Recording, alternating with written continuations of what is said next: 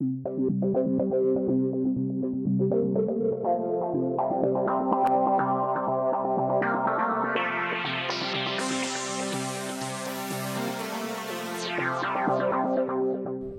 apparence, c'est le calme plat au bâtiment de génie de l'Université d'Ottawa.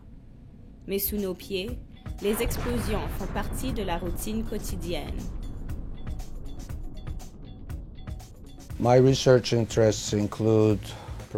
Mes intérêts de recherche concernent particulièrement le rendement des bâtiments et des ponts, soumis à des charges extrêmes, y compris les tremblements de terre, les explosions de bombes et les tsunamis.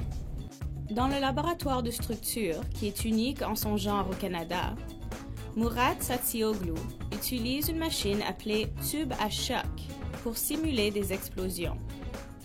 Son équipe conçoit et élabore des matériaux et des techniques de construction visant à renforcer les structures, puis soumet celles-ci à des explosions contrôlées pour vérifier leur réaction.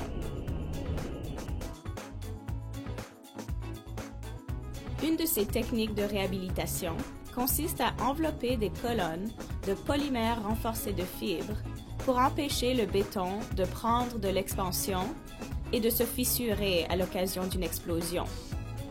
Le chercheur teste également les entretoises et les matériaux de revêtement.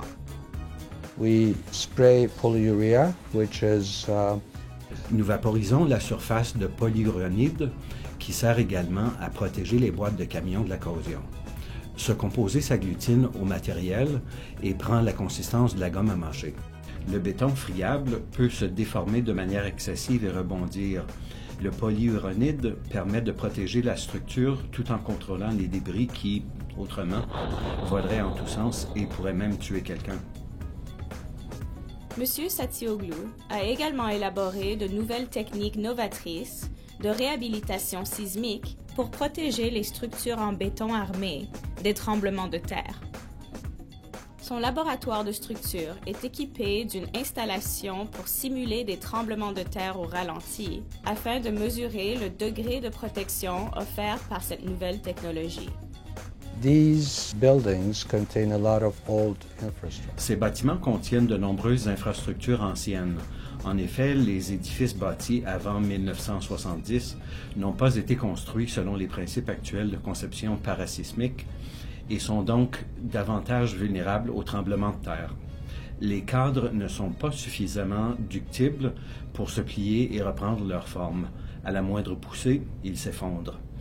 Il s'agit d'un comportement fragile plutôt que d'un comportement ductile qui, lui, permet à la structure d'aller et de venir en absorbant l'énergie provoquée par le séisme et en conservant sa solidité. Le chercheur teste des pièces de construction comme des poutres, des colonnes, des murs, des fenêtres et des portes afin d'étudier leur réaction en cas de catastrophe naturelle ou d'explosion. Il applique divers matériaux et méthodes à ces pièces de construction partout au Canada afin de prévenir des effondrements qui pourraient coûter des vies et engendrer des pertes financières. Par la suite, ces techniques sont intégrées au Code national du bâtiment et aux normes de construction canadiennes.